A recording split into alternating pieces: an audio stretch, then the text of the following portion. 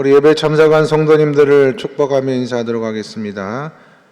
예수 그리스도의 은혜가 권사님과 함께하기를 바랍니다. 우리 말씀대로 인사할게요. 시작.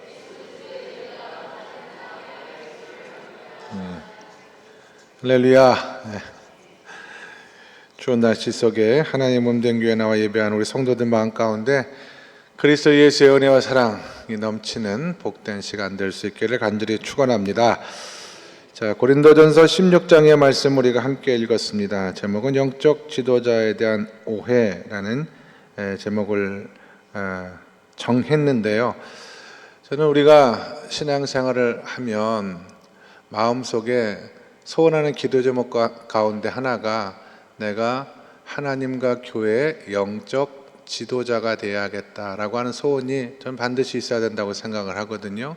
목사가 되겠다는 것만 얘기하는 것이 아니라 교회 공동체 안에서 목장에 책임 맡은 리더인 목자가 되길 원한달지, 혹은 남녀 신도에서 책임 맡은 지도자의 위치에 서고자 한달지, 혹은 사역 부서의 책임을 맡아서 하나님의 교회에 평신도 사역자로 섬기지만 그러나 하나님께 특별한 역할을 감당하는 그런 지도자로서의 사명을 감당하겠다, 그런 마음의 소원은 저는 있어야 된다고 생각을 합니다. 왜냐하면 우리가 육신을 따라 이 땅에 태어나면은요, 태어난 그 모습 그대로 인생의 사이클이 멈춰지지 않잖아요. 아이가 태어나면 또 자라게 되면 청소년이 되는 것이고 청년이 되고, 그러다가 믿음의 배우자를 만나서 가정도 이루게 되다 보면 어느 날 영적인 부모가 되기도 하고 영적인 할머니와 할아버지가 되는 그런 과정을 우리가 경험하지 않습니까? 저는 신앙생활도 마찬가지로 생각을 하거든요. 그리스도 예수를 믿고 우리가 하나님의 자녀로 이 땅에 태어났다라고 한다면 거기서 머물러 있으면 안 되죠. 영적인 어른이 돼야 되고, 한 걸음 더 나아가서 영적인 자녀들을 돌볼 수 있는 영적인 부모의 위치까지 자라가는 것이 너무나 당연하다고 생각을 합니다. 예수를 오래 믿었음에도 불구하고 교회 안에서 영적인 어린아이의 위치에 머물러 서서 주위 사람들이 붙들어주지 아니하면은 신앙 온전히 세워가지 못하는 그런 모습으로 신앙생활해서는 안 된다라고 하는 것입니다. 사도 바울은 말할 것도 없이 영적인 어른이고 영적인 지도자인 것은 맞습니다. 그러나 우리가 성경의 말씀을 자세히 읽다 보면은 여러 가지로 깨닫는 부분이 없잖아 있습니다만은, 오늘 사도 바울이 영적인 지도자로서의 사명을 감당할 때 이 지도자를 향한 오해가 그 가운데 있었다라고 하는 것을 알 수가 있거든요. 고린도 교회 교인들 사이에서도. 그래서 이런 오해로 말미암아 목사가 비난받기도 하고, 혹은 내가 교회 지도자로서의 사명을 감당하는 것을 주저하는 경우가 얼마든지 있을 수 있기 때문에 목사뿐만 아니라 교회 평신도 사역을 감당하는 지도자로서 받을 수 있는 오해가 무엇이며 그 오해는 어떻게 풀어낼 수 있는가에 대한 말씀의 은혜를 삼아가도록 하겠습니다. 첫 번째, 우리가 지도자에 대한, 이건 목사뿐만 아니라 그랬죠. 평신도 지도자까지 포함을 해서 지도자에 대한 오해는, 지도자는 모든 사람들에게 존경을 받는 사람이 되어야 된다라고 하는 오해입니다. 모든 사람에게 존경을 받을 수가 없어요. 바울의 경우를 보도 우리는 그것을 알 수가 있습니다. 바울이 고린도 교회를 개척한 분 아닙니까? 그러나 고린도 전후서의 말씀을 쭉 읽다 보면은 그런 바울을 모두가, 고린도 교회 교인들 모두가 존경하지는 않았습니다. 그래서 파당이 생긴 거 아닙니까? 어떤 교인은 바울을 향해서 말하기를 영적이지 못하다라는 비난을 하기도 했고요. 또 고린도후서에 보시면은 바울을 일컬어서 글은 잘 쓰는데 말에는 좀 부족한 것이 있다. 설교를 잘 못한다는 얘기입니다. 글보다 말이 훨씬 부족하다, 이런 평가를 받기도 한 것을 볼 수가 있습니다. 그래서 영적인 지도자가 되기 위해서는 모든 사람들에게 칭찬을 받는 사람이 되어야 된다, 모든 사람이 다 인정하는 사람이 되어야 된다라는 오해를 벗어야 돼. 그래야지 그 사역을 감당해 갈 수가 있다라고 하는 것입니다. 목사님, 저는 부족한 것이 너무나 많아서 그 자리에서 그 역할을 감당할 수가 없어요 라고 하시는 성도님들이 가끔 계시거든요. 그분들도 바로 이 지점을 오해하는 것입니다. 목사나 목자가 사람들에게, 모든 사람에게 존경을 받지 못하는 이유는 크게 두 가지이겠죠. 하나는 당사자에게, 사람들에게 존경받지 못할 면이 있기 때문에 인정을 받지 못하는 것 아니냐, 그런 부분 얼마든지 있을 수가 있습니다. 노력은 해야죠. 영적인 지도자가 노력은 해야 됩니다만은 완전한 지도자다라고 말하기는 매우 어려워요. 왜냐하면 성경에서 하나님께서 사용하시는 사람들 가운데는 완벽한 사람은 저는 거의 없다고 생각을 해요. 다 약점이 있는 사람인데, 중요한 것은 하나님이 그런 약점이 있는 사람을 사용하신다는 거. 뭐 때문에? 약점은 있지만 하나님 앞에 순종할 줄 아는 믿음이 있기 때문에, 하나님이 사용하길 원하시는 것에서 하나님의 뜻대로 내가 쓰임받겠습니다라고 하는 그런 순종하는 믿음이 있기 때문에 하나님이 그 사람을 사용해 주는 경우가 굉장히 많다라고 하는 거예요.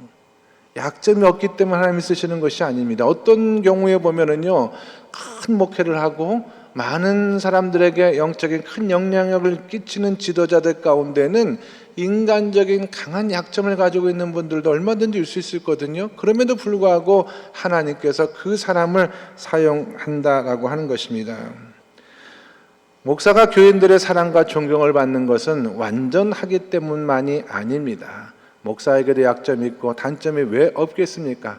성도가 좋은 것만을 보아주기 때문에 사랑과 존경을 받으면서 목회를 할 수가 있는 거예요. 바울이 나는 약한 데서 강하여진다라는 그런 고백을 한 적이 있었거든요. 나의 약한 것이 오히려 하나님의 능력, 하나님의 사용하시는 통로가 되어서 내가 하나님 앞에 귀하게 쓰임받는 이유가 되었다라는 그런 고백을 하는 것도 바로 그것입니다.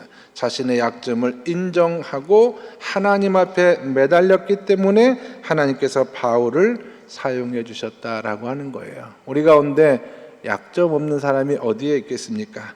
그 약점을 꼬집고 지적하는 사람이 얼마든지 우리 주변에 있어요. 그러나 그런 사람들이 하는 말에 너무 상처받지 마시고, 그런 나를 하나님께서 사용해 주신다, 그런 나도 하나님 앞에 순종하며 쓰임받고 있다라고 오히려 자랑할 수 있는 믿음의 종이 될 수 있기를 간절히 축원합니다. 또 하나, 지도자가 누구에게나 존경을 받지 못하는 이유는 무엇이냐면, 지도자에 대해서 이런저런 이야기를 하는, 비판하는 사람들이 영적이지 못하기 때문에 그렇습니다. 영적이지 못한 사람은 영적인 일을 분별하지 못하기 때문에 자신의 관점과 생각을 가지고 판단하고 이야기해요. 그것은 인간적인 생각과 인간적인 판단의 경우가 매우 큽니다.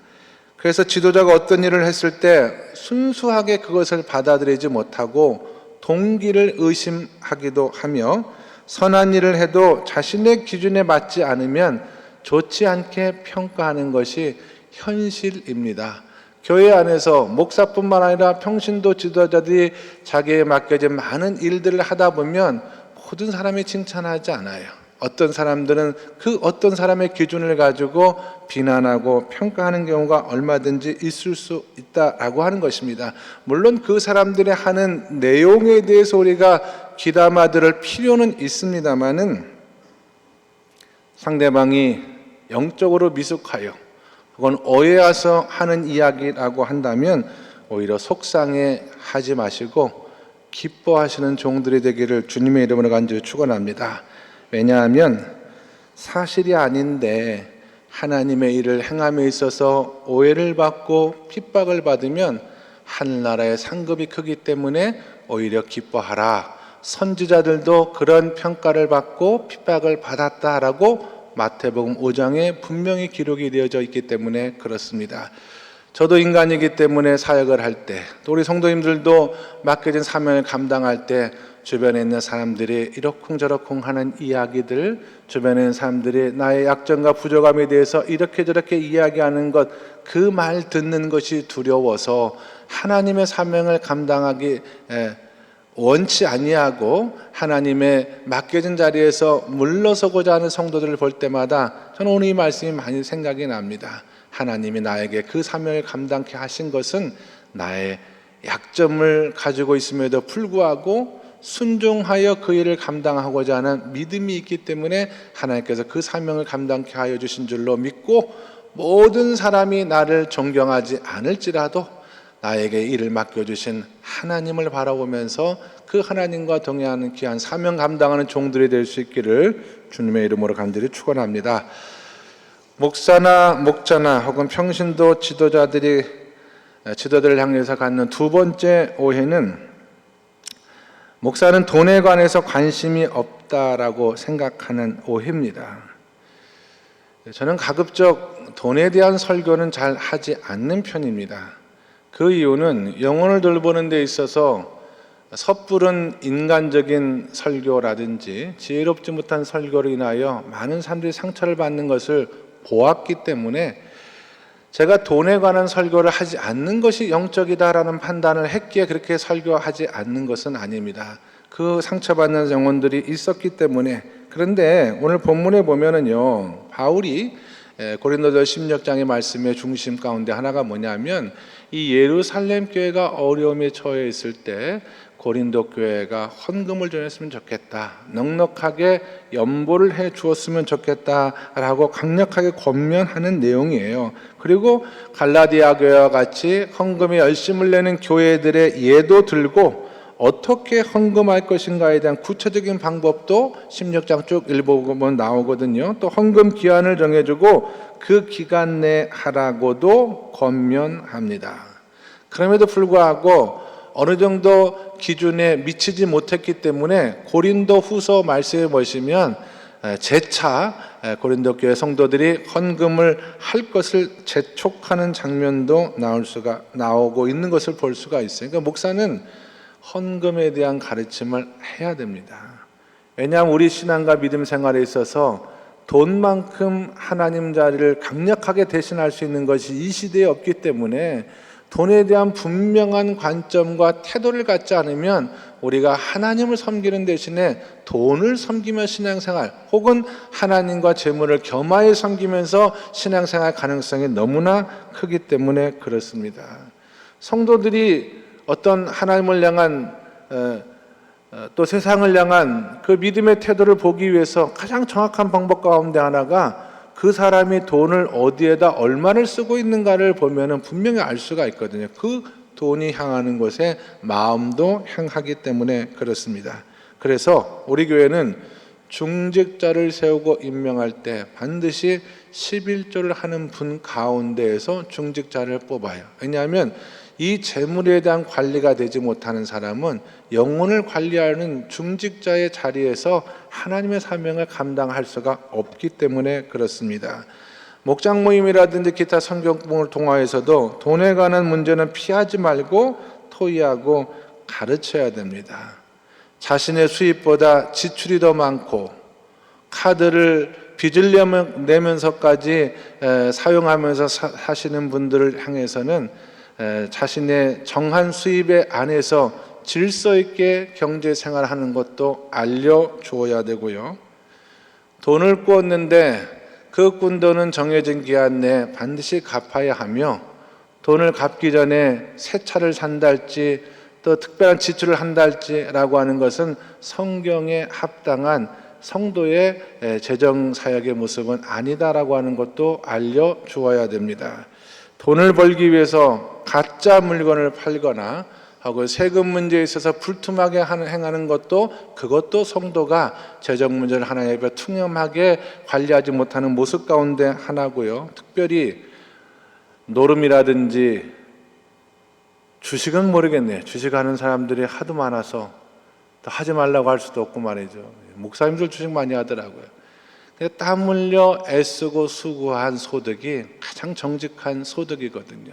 내가 땀 흘리지 아니하고 이렇게 경제적인 이득을 치려고 쉽게 돈을 벌려고 하는 것들도 성경적 말씀에 합당치 않다라고 하는 것을 가르쳐 주어야 된다라고 하는 것입니다. 특별히 부모들은 자녀들을 양육할 때, 신앙교육을 할 때 이 재정의 문제에 대해서 가르쳐 주고 관리하는 부분이 매우 중요하다고 생각을 합니다. 어렸을 때 11조를 배우지 않으면 장성하여 11조 생활하기가 매우 어렵습니다. 용돈을 받을 때라도 일정 액수를 떼어 하나님 앞에 11조를 하는 그 삶의 원리를 가리키는 것은 이 땅에서 하나님의 복을 받으며 살아갈 수 있는 가장 중요한 신앙을 가르치는 거라 저는 그렇게 생각을 합니다. 11조를 하나님 앞에 드리며 살아가는 것을 어렸을 적부터 배운 자녀들은 말이죠, 인생이 하나님 앞에 행복한 삶이냐 불행한 삶이냐, 의미 있는 삶이냐 낭비되는 삶이냐, 풍성한 삶을 살아가느냐 결핍된 삶을 살아가느냐에 있어서 가장 중요한 기준을 붙들고 신앙생활할 수 있는, 가장 중요한 기준을 붙들고 살아갈 수 있는 굉장히 중요한 가르침이다라고 할 수가 있다라고 하는 것입니다. 영적인 지도자에 대한 오해 가운데 오늘 성경에 나오는 또 하나의 내용은 영적인 지도자는 반드시 약속을 지킨다라고 하는 오해입니다. 약속을 반드시 지키지 말라고 하는 얘기는 아니겠죠.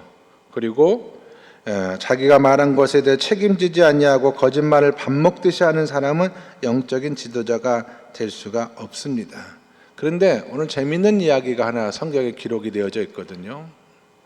바울이 고린도전서 16장 5절 이하에 보시면 이제 곧 내가 고린도 교회 너희에게 가기를 원한다. 마케도니아 지방을 지나서 곧 너희에게로 갈 예정으로 있다라는 이야기를 합니다. 그런데 고린도 후서에 넘어가 보면은 일정을 좀 수정을 해요. 바울이 내가 원래 마케도니아를 지나서 고린도 너희에게 가기로 하였는데 일정을 좀 조정해야 될 것 같다. 먼저 고린도 교회를 들린 후에 내가 마케도니아를 방문하는 여정으로 한번 일정을 잡아보겠다라고 했는데 결과적으로는 고린도 교회를 방문하지 못했습니다. 고린도 교회 교인들 가운데서는 바울이 약속을 지키지 않은 사람이다라고 하는 평가가 실제로 있었고요. 마음에 없는 약속을 했다든지 이 사람 믿지 못할 사람이라는 비난을 듣게 되었기 때문에 실제로 고린도 후서의 말씀을 읽다 보면 상당 부분 내가 가지 못했던 이유를 해명하는 내용이 성경에 기록이 되어져 있습니다. 정확한 이유는 모르겠어요. 그러나 성경의 말씀을 쭉 읽다 보면 그런 뉘앙스는 있어요. 바울이 고린도 교회를 방문한 것으로 인하여 교인 가운데 아픔을 줄 수 있는, 그 아픔을 경험할 수 있는 성도들이 있기 때문에 바울이 그 판단을 하고 고린도 교회를 방문하는 그 일정을 중단했던 것으로 보입니다. 우리는 유한한 인간입니다. 우리가 어떤 것을 선택할 때 항상 기도 가운데 바른 선택을 원하지만 우리의 연약과 부족 혹은 환경의 여러 가지 문제로 인하여 잘못 약속할 수가 있어요. 그 잘못 약속한 상황에서 가장 중요한 것이 무엇이냐면 잘못을 솔직하게 인정하는 용기입니다.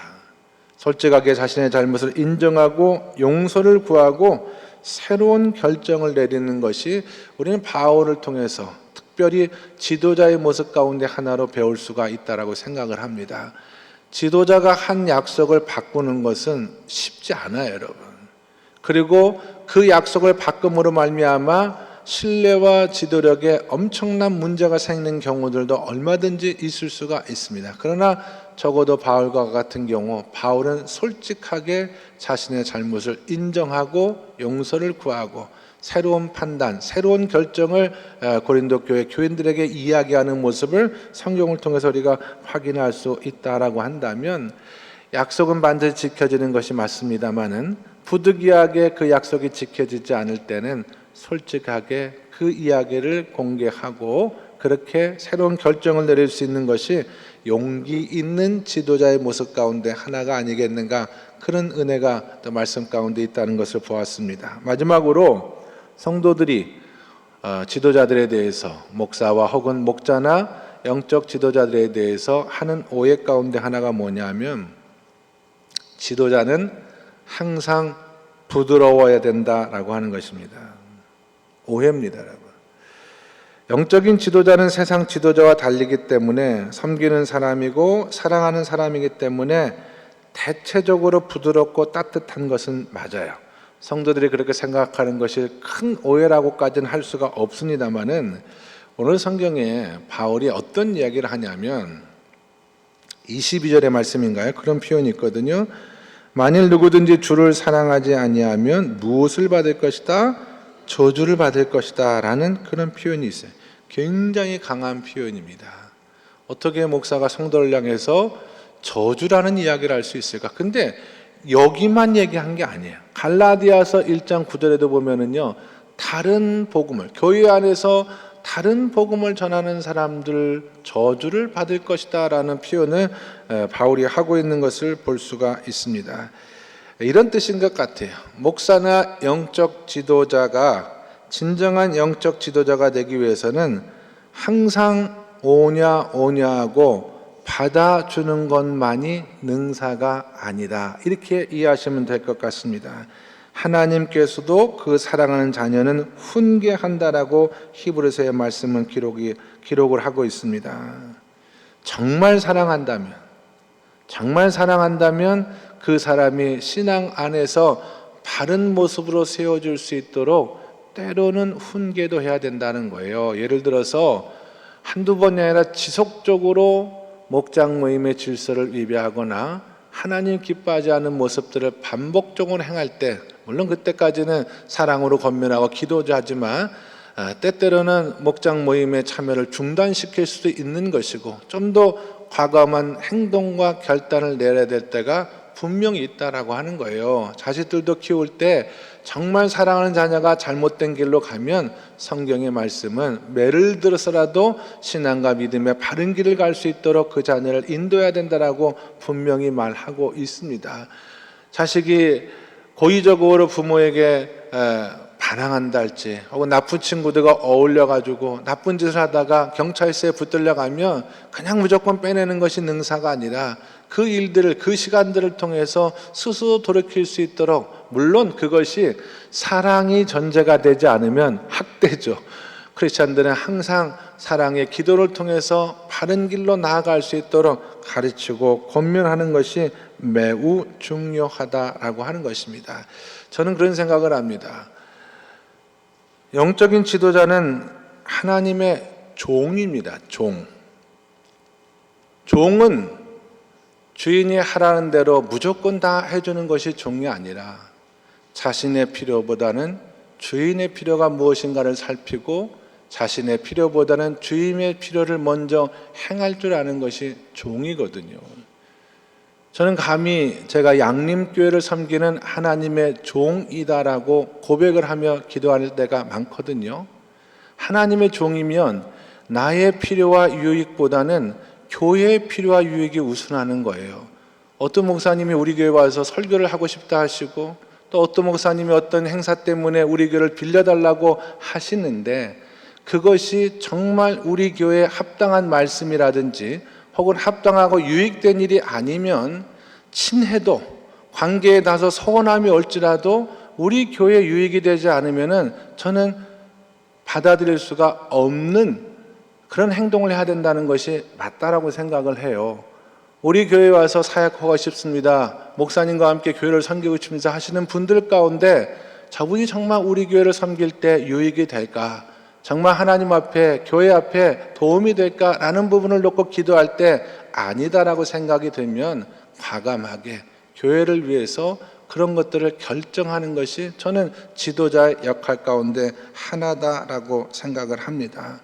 지도자는 하나님께서 주신 리더십의 권위를 분명히 붙들고 사랑 안에서 그 리더십을 해야지 교회가 하나님의 유익과 질서를 따라서 건강하게 세워져 갈 수가 있기 때문에 그렇습니다.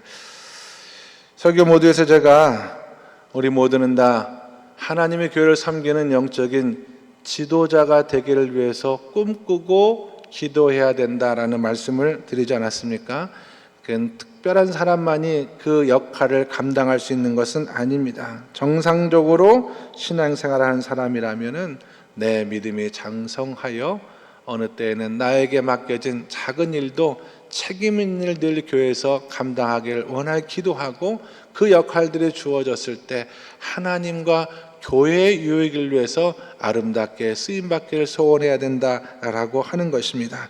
우리는 모든 사람, 특별히 하나님의 교회를 섬기는 일꾼으로 세움을 받았기 때문에 나의 필요보다는 교회의 필요를 늘 살피고 많은 사람들에게 선한 영향력을 끼치는 삶을 살아갈 때 우리가 하나님 나라, 하나님 앞에 나아갔을 때 하나님께서 예비하신 상급이 우리가 수고했던 것보다 훨씬 더 크다는 사실을 깨닫는 저와 여러분 모두가 다 될 수 있기를 주 예수 그리스도의 이름 받들어 간절히 축원합니다.